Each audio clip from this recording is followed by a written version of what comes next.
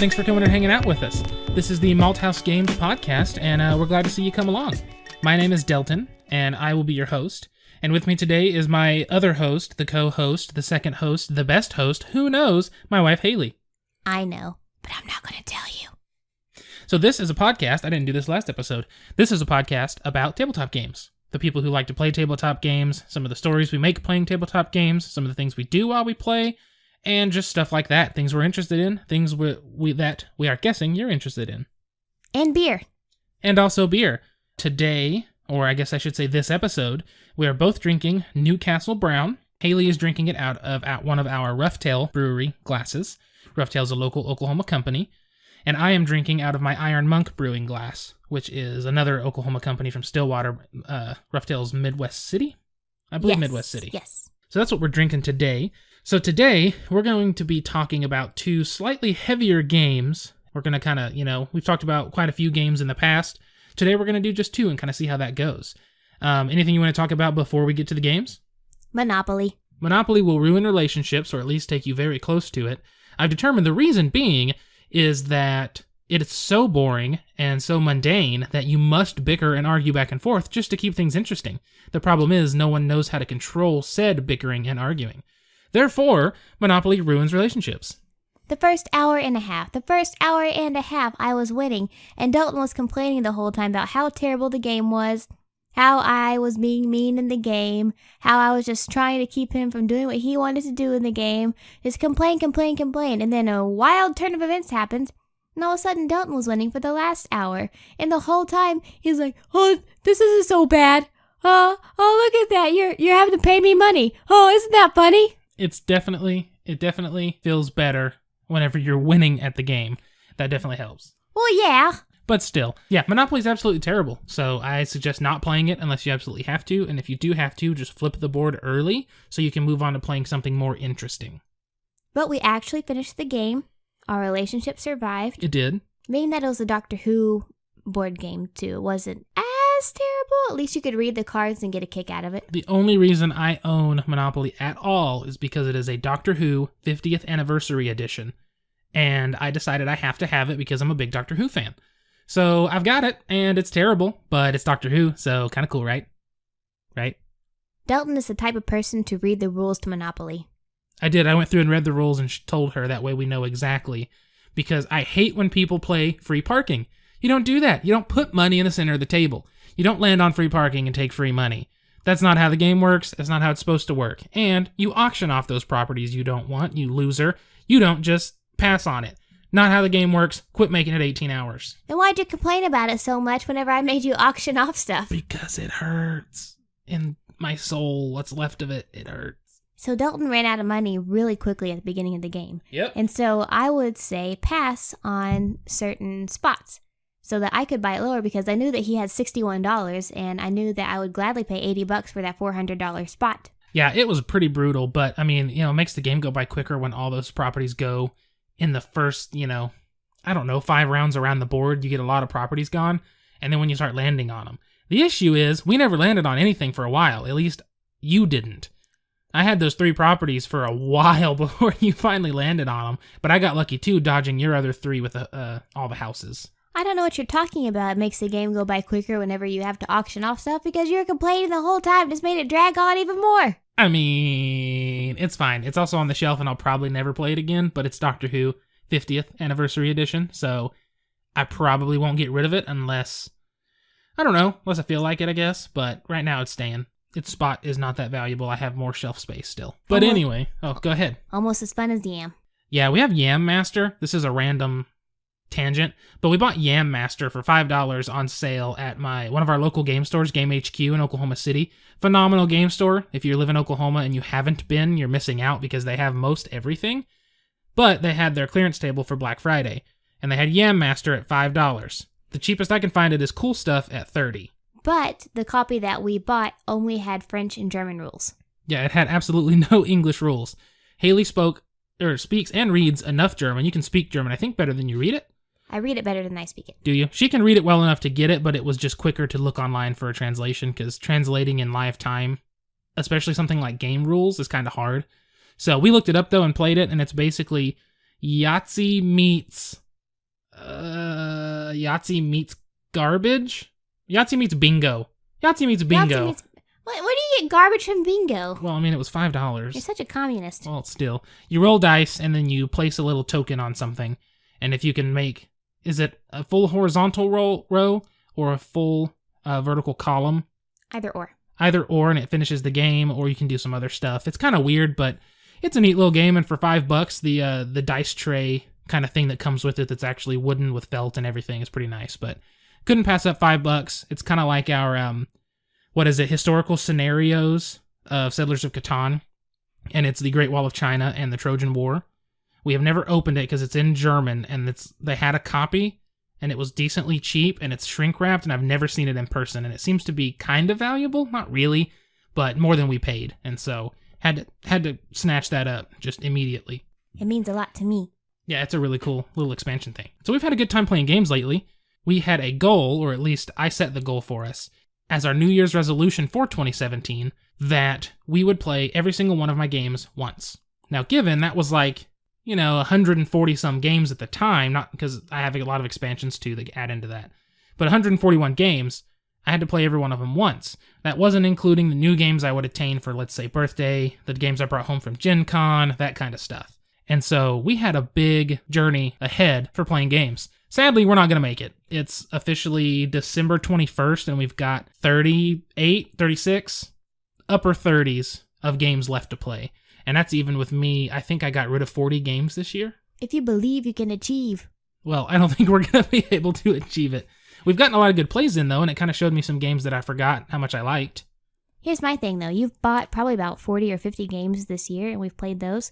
So really, that more than makes up for those 30 games. Oh, yeah. From what I added up, we have 260-some different plays this year of 100 and probably 16, 17 games now. So we've really had a really good year for game playing. December this month has been our biggest because I've been rushing to try to get through that list as fast as possible now. But we got to play Twilight Imperium 3rd Edition for the first time. There's just a lot of games I owned that I never played. They sat on my to-be-played shelf, my shelf of shame. But it was nice to finally break them out and play. Shame. Shame. Ding, ding. Shame. Ding, ding. Okay, Game of Thrones reference, really solid. good. I think so. You just don't have the angry demeanor. Is that better? Mm-mm. For those of you at home that can't see her, she's making the I have to poop real bad face. As her angry face. Oh, well, that's fine. You'll lose. It's cool. Whatever. Okay, so to move on to some of the games we've actually been playing, there's a few I want to talk about. So I'll start off light. I know we're going to talk about two big ones, but I'll start off light, which we got to play a game in the Unlock series from Space Cowboys, their Escape the Room games. We really enjoyed it. I mean, it's one deck of cards with an app on your phone. The app is awesome. The cards are cool. I like the artwork and everything. It's very well done. The graphic design's nice and simple, but really hard game. It's the Mystery Adventures set. There's 3. There's a 1-star, 2-star, 3-star difficulties. I guess it's locks. 1 lock, 2 lock, whatever. But we played the first difficulty one, and we did terribly. I mean, we got 1 out of 5 stars as our rating of how good we did at the end. There was also a cat in the background just now, so we all must drink. Oh, made a funny noise swallowing that time. That's what she said? Yes, that's a good one. High five on that one. Woo! But anyway, the Unlock series is really cool. It's a very fun series so far. We've only played one of the games, but it was really good. We really liked it. One of our friends wanted to use the hints on it, so we ended up using hints, which me and Haley don't care for hints. We would rather suffer and figure it out that way. But she wanted to do it, and we were playing with her and her boyfriend, and so we indulged her, and we just said, okay, we'll use some hints, we'll get through it, but still a really cool game, and we have since bought the second one that we're going to try to play this weekend. That way we can get through it, and then after the holidays, get the third one and finish that mystery series out, and then Mystery Adventures set out. Then after that, I'll definitely be picking up more escape room games, because they're really cool. And we do like to suffer. I think it's that old Catholic guilt inside of me. I like puzzles. I like to do the big escape rooms. We've did the Escape OKC once before, and we won with, 13 minutes left or so in the hour? Something like that, yeah, and it was, I think, the hardest room at the time. The problem with the escape box is that if you make one mistake, then you are docked 3 minutes. And so we were docked probably a good 18 minutes before we even got past a third of the game. More than that. We were docked quite a bit because we kept trying different codes and stuff, and we weren't doing very well. So it kind of sets you up for failure because you have to find different things, but there are 2 to 3 cards every round that will just automatically dock you points. So you have to kind of think, is this worth it to flip this over when you kind of have to get all the clues? So like an example of that is that in the game, it had a flashlight. And you could pair what it is, or some cards have blue on the top, some have red. And the blue and red cards you can pair together, and they add up to be a number. They have values on them.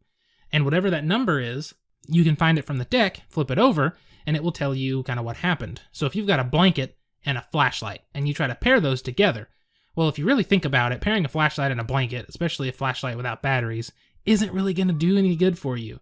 So... Drink, there's a cat. There's a cat. So when you put a flashlight with a blanket, nothing happens, and then you lose 3 minutes. So you have to think about these pairing combinations. You can't just try everything. You have to be smart about it. You have to think about it, give it a little bit of time. However, you do have an hour timer if you really want to make it with a decent score. Which I'm excited to see how just you and I do. Yeah, it's great to have more people because more people are more eyes to look at it. But I also feel like you and I make a great team when it comes to things like that. We usually do. You see things I don't see and I see things you don't see, but we're very good about it. So moving on past the Unlock series, which again, I'm excited to play the next one. And there's Steve in the background if you want to take a drink at home. Take a drink. But another game that we played recently with my friend Brian. We actually played these next 2 with Brian, one of which he loved, one of which he hated. So I'm going to start with the one that he hated. Dominant Species. This is a game from GMT. It's a very good game. I really love the game. He did not like it. The theme of this game is that the Ice Age is coming. You play an animal. You're either the mammals, the reptiles, amphibians, birds, arachnids, or insects. I think that's all of them. And what happens is you place these action pawns on different actions, and then from top to bottom, left to right, you resolve everyone's pawns depending on that order, and then different things happen. Take a drink. There's a cat. There's a cat. Take a drink. But you resolve these actions, and each action does something on the board. The board has hexagonal tiles, and in each corner of the tiles, it has a food source. So if you are the reptiles, then I think it's the reptile. Yeah, if you're the reptiles, your main food source is the sun. So basically you're depicted as a snake, and the sun is what you live with. You know, that's your biggest food source to keep you alive. So the way the game works is you can add new food sources to your animal. You can, if you're not careful, lose food sources. You can add food sources to the board. You can make sure food sources get left off of the board if nobody pays attention to them. I mean, there's all kinds of stuff that happens that changes your animal or the state of the board. You can move around, you can migrate. The glaciation action makes the Ice Age spread from the center tile it starts on, and you can start taking over other tiles. It's a big, heavy, meaty game. There's a lot of analyzation. When you take the dominance action and score a tile, the majority person gets the highest points.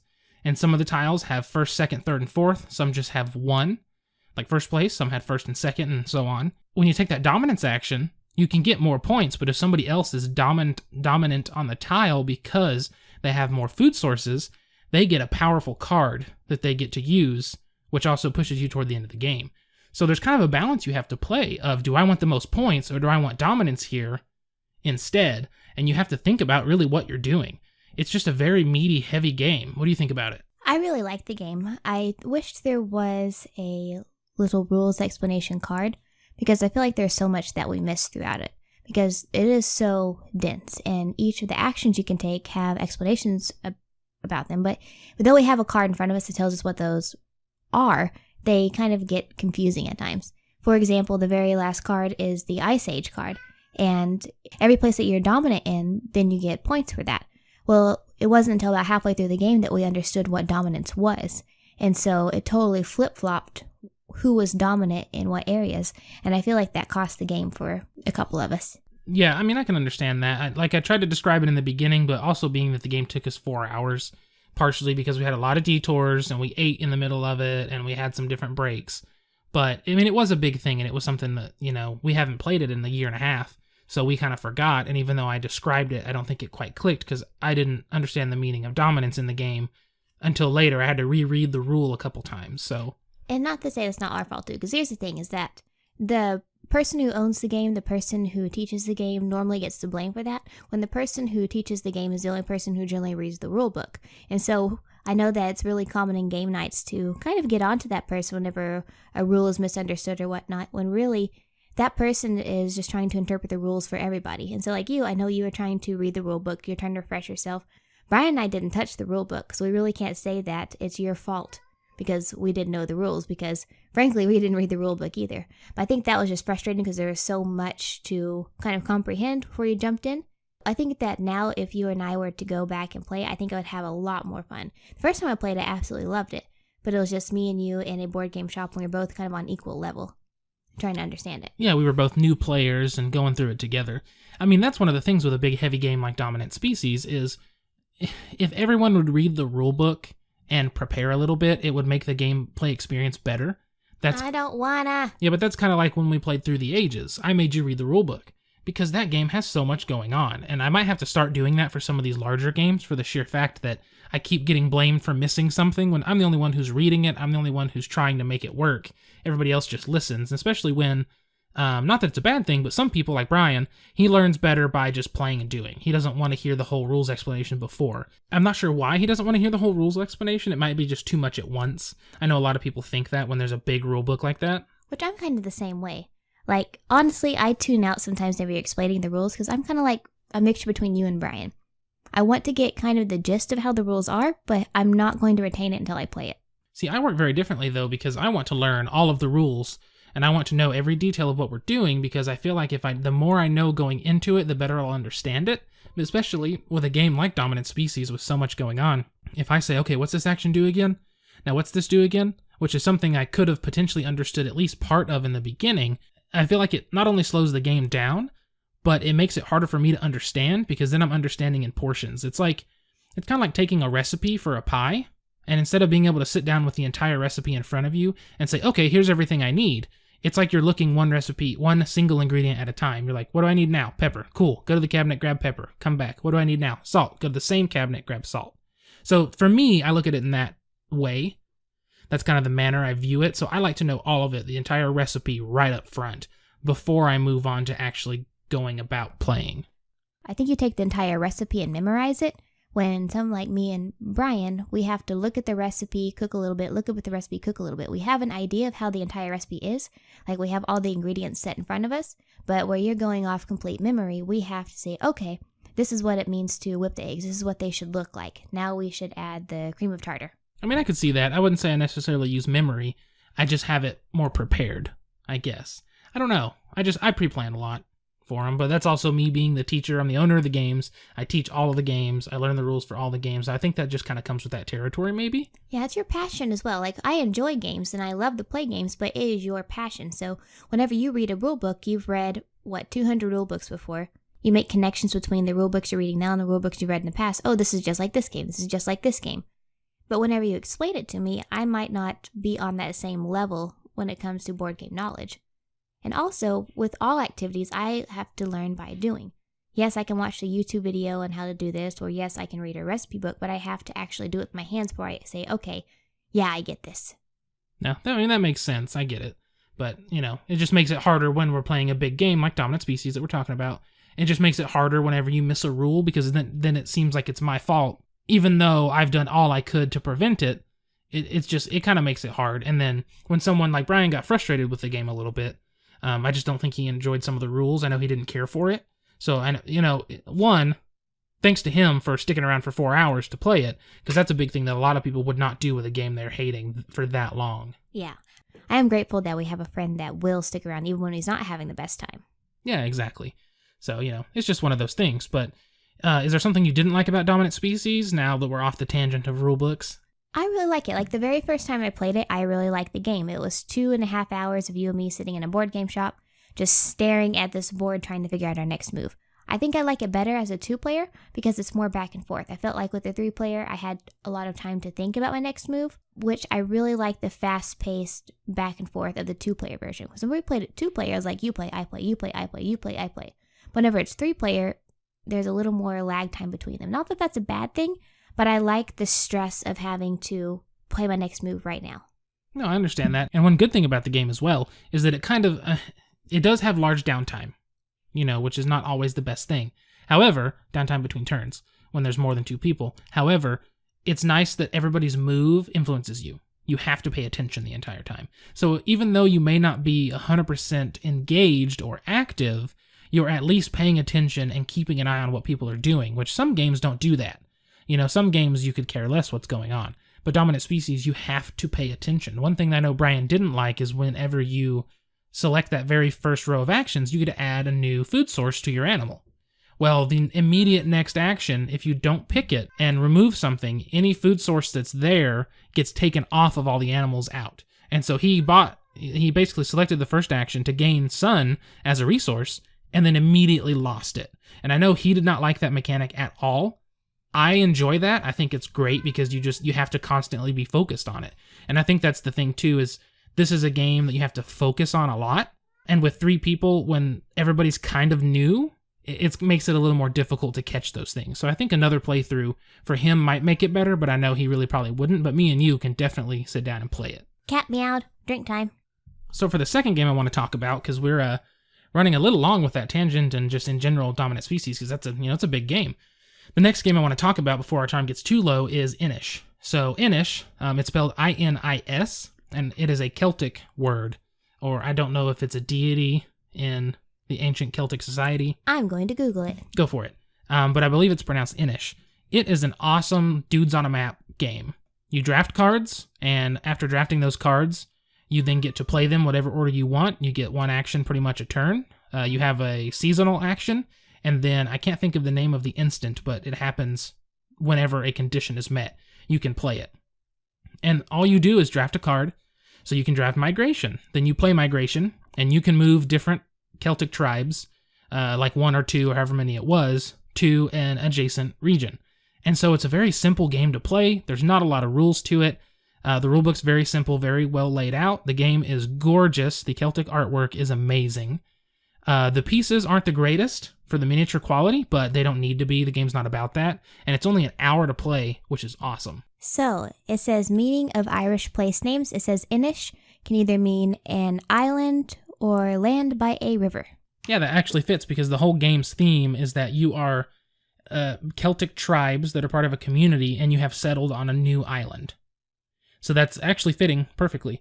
But the game's amazing. I mean, you draft cards and you play them. It's that simple. It looks like a complex game. It feels like it's going to be a complex game. But then you read the rules and you realize, well, this isn't so bad. And then once you play it, I mean, we could sit down now and like the box says an hour. I think even with a full 4, is it 4 people? Yeah, a full 4 people. I bet you could do it in an hour as long as everybody knows the game. With new players, probably an hour and a half. But the game's simple. It has 3 winning conditions. And you have to claim check before you can win. So kind of like in chess, you say check before you actually beat the person. It's, but in this game, not only can you say check, you have to, or else you can't win. And so it's a really nice feature to let people go, oh, you're going to win? Oh, shit. Okay, I got to get over here and fix it. So that's really nice. Very, very cool game. The cat was meowing. Everybody take a drink. So what exactly do you like about the game, or is there something you disliked about it so far? Because I don't have any complaints with it yet. We've only played it once. It's also Brian's copy. It's not mine. So I don't know how often we'll get to play it, but I'm hoping soon. But so far for me, it's all positive. How about you? It was pretty good. I don't think it was my favorite game, though. I feel like there's a lot of lag time between turns, and that kind of made me be disinterested. And so, I was the one who got up and made the snacks between turns, and so I feel like I disengaged from the game quite a bit. But I also feel like I couldn't stay engaged with the game the whole time because I had my turns mapped out pretty quickly. And so even if I did stay there and sit at the table while everybody was making their turns, I felt like there was too much time to become disengaged between the 2 turns. Well, I actually think that's the perfect segue into the topic of the episode. Hey, what can I get you? I'd like a topic. Any special way? Make it a top shelf topic. Coming up. Enjoy. So the topic we wanted to talk about today, even though we're going to push time a little bit, is how to handle a disinterested player. Yeah, so that game, it was fun, but I just had a very difficult time sitting there being engaged. Normally between turns, if it's not my turn, I map out my next turn. But I was able to do so quickly. I don't know if I was able to do so more quickly than the other 2 guys or what. But there seemed to be sometimes up to a 5-minute lag time between my turn and the next turn. And I know that because I got up and made snacks, or was able to start the oven, or lay out veggie burgers. By the time I got back to the table, it still wasn't my turn. Yeah, I mean, part of that too is we're new, and so we don't know the cards well enough yet. Because that's the thing that I know is once we learn the game and you know what those action cards are that you're drafting, it's going to make it much, much easier to get around the board and get the turn order going. But it's one of those things that I feel like just once we play it, it'll get quicker. But as the topic, since we're talking about how to keep how to keep a disinterested player engaged, what are some of the remedies that you could see? Is it strictly based on what game you choose, or is there possibly a way to either keep yourself or for someone to help keep you engaged with it, and that way you can maintain interest and maintain that enthusiasm to play? Snacks definitely help, something to keep me at the table. And also, I like games where I have to use the time between turns to plan. I want to be able to plan out my move, plan out what I'm going to do next, plan out maybe even 2 or 3 moves ahead, and kind of guess what everyone else is doing. And so there's not very many games that I become disengaged in. Like even Scythe, there's a lot of time between turns sometimes. But there's so much that you can do, so much that you can choose from, and a lot of it is based on what the other characters are doing, that Scythe really isn't that difficult for me to stay engaged in. But something like Innis, I just felt for some reason the whole time I was just disengaged. I wonder if part of that is not necessarily just the simplicity, because it is very simple. I probably honestly think in that situation for you, it's just me and Brian being new. When we're new and we don't know what we want to do, it takes us time. I tend to overthink turns a lot of times, and so, my analysis paralysis kicks in. I think that that's part of it. It's just going to be one of those things. But because we've played other heavier games that take longer between turns, but you're also still going. So I wonder if it's because those have a larger amount of choices or more things to focus on and more possibilities to consider, where Inish has a very simple play style with a very minor amount of decisions. I mean, you only have your hand of 4 cards. Those are your actions for the turn. And so I think it's one of those things where you figure it out quickly, like you said, but we're still thinking and trying to calculate, okay, what's best? What are we doing? Where are we going? How are we doing it?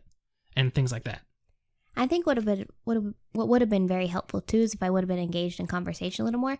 So it seems like you guys were focused on your cards the whole time, and there wasn't really a lot of conversation going around the table. So with like games that we're more familiar with, games that we're comfortable with, like let's say Sagrada. Even if Delton has his analysis paralysis, Brian and I are so familiar with the game that we're able to hold even just a 10-second conversation while Delton's making his decision. I felt like with Innis, we were just silent for a whole, probably 2 hours. I could see that, though. I mean, all the conversation was about the game. It wasn't anything else, which, that depends on the person who likes that or not. But, I mean, I could completely see that. Let's say you're playing one of your favorite games and we're introducing a new friend, and they're disinterested in the game, whether they're gamers or if they're somebody that just said they wanted to play, but you can tell they don't really care. How would you handle that situation? I would engage them in conversation, because it doesn't just have to be about the game. Let them know that. Maybe not engage in conversation about the game, engage in the conversation about, hey, what'd you do this week? Or, hey, is that a new phone? Or, hey, what are you going to do tonight after we're done with the game? I think engaging them more, making it not just about the game, because like you've said before, it's not necessarily about the game why we get together. It's for that friendship, it's for that memory, it's for that experience. And so if that person is coming to our table, it's not just to play that board game. Our friends don't come over, hey, I'm going to come over because I heard you have Sagrada. No, they're going to come over to play and spend time with us, and playing games makes it fun. And for some, if we want them to play games or they want to try games, we need to make it a little more fun by meeting them halfway. Some people might want to play games, but they might not be totally as immersed in the game culture as we are. And so me and Brian can have conversations about Sagrada while we're playing Innis. And that's just fine. But for someone who's not a board gamer, I think it's very important to engage them by maybe bringing up a topic that's not board gaming or offering them a snack. Just anything to make it less about the board game, more about the experience. I could see that for sure. I think my only complaint with that, I mean, I understand completely, but I notice one thing that happens is if you get in too much conversation, then everybody starts to get away from the game. Now, I understand games are social, and that's why we play them. We want to play with our friends, we want to have a good time, show friends a good time, have fun with each other. It's a puzzle, it's a game, it's anything like that. But it does start to bug me when people get so caught up in conversation that a 30-minute game becomes a 2-hour game. And that's, a whole different situation for myself.